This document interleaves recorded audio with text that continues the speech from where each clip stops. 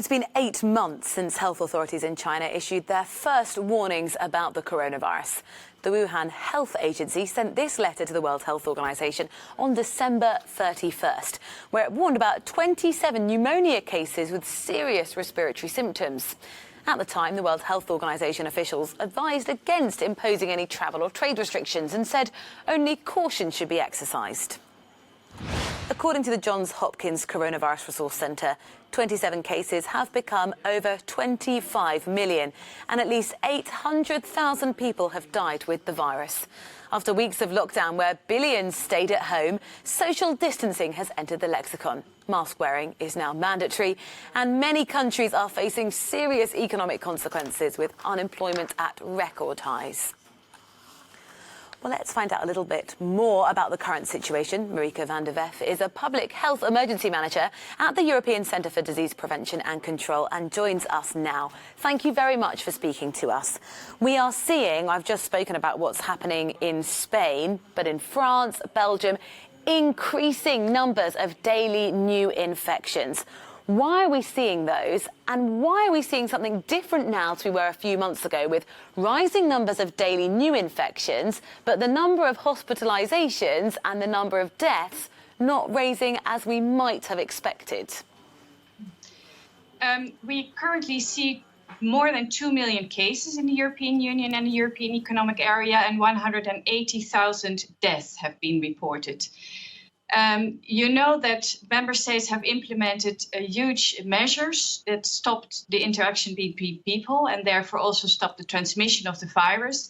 And therefore, in June, we saw that the cumulative number of coronavirus patients was lowest by then. It was then about 14 per 100,000 population. And indeed, now we see an increase. It has been increasing for 1.5 months. It's now at 46 per 100,000.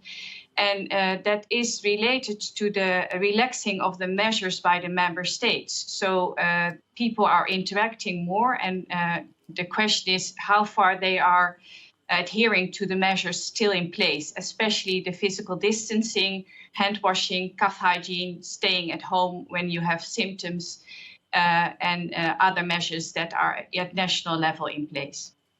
It seems to be that the people who are now getting the virus are younger people in their 20s and 30s, going out, travelling, coming back from countries where maybe the infection rate is higher.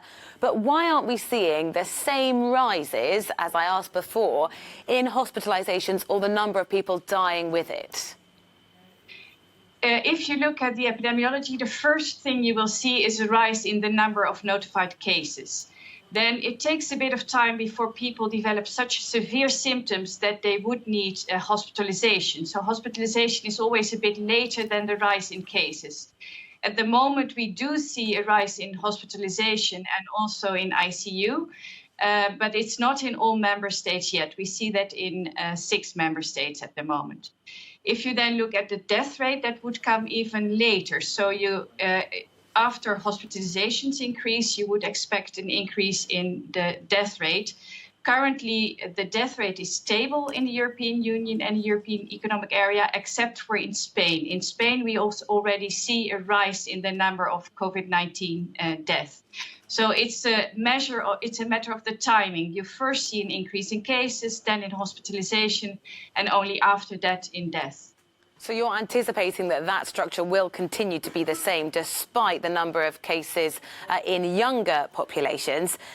To what extent are you concerned about fatigue to things like social distancing measures, to people not adhering to quarantine periods put in place? For how long do you anticipate that the population actually across Europe will adhere to the measures that the governments have put in place?